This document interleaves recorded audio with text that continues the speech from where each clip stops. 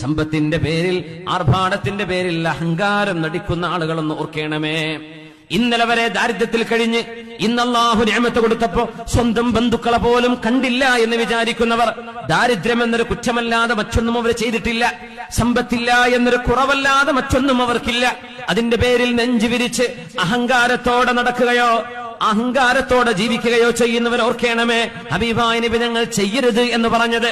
നബി ഞങ്ങൾ പറഞ്ഞു, എപ്പോഴെങ്കിലും ചെരുപ്പുള്ള ആളുകൾ തന്നെ, ചെരുപ്പ് ധരിക്കാൻ പറ്റുന്ന ആളുകൾ തന്നെ ഒന്ന് ശരീരത്തെ വിനയവും താഴ്മയും ശീലിപ്പിക്കാൻ വേണ്ടിയെങ്കിലും ചിലപ്പോഴെങ്കിലും ആളുകൾക്കിടയിലൂടെ ചെരുപ്പില്ലാതെ നടക്കണമെന്ന് മുത്തനബിതങ്ങൾ ഞങ്ങളോട് പറഞ്ഞിട്ടുണ്ട് എന്ന് ഫുദാലത്ത് ബിൻ ഉബൈദ് റളിയല്ലാഹു അൻഹു.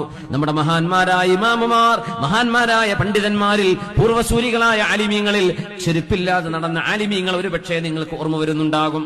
എപ്പോഴെങ്കിലും, നിരന്തരം ചെരുപ്പിടരുത് എന്നല്ല, ചെരുപ്പ് നിബിധങ്ങൾ ധരിച്ചിട്ടുണ്ട്, എന്നാൽ എപ്പോഴെങ്കിലും ചെരുപ്പില്ലാതെ പച്ച മണ്ണിലേക്ക് കാല് തട്ടുമ്പോൾ തോന്നുന്ന ഒരു വികാരമുണ്ട്.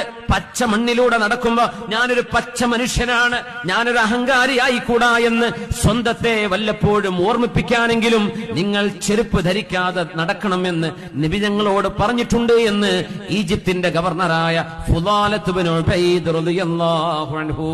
അല്ലാഹു തആല കാര്യങ്ങൾ മനസ്സിലാക്കാൻ നമുക്ക് തൗഫീഖ് നൽകട്ടെ.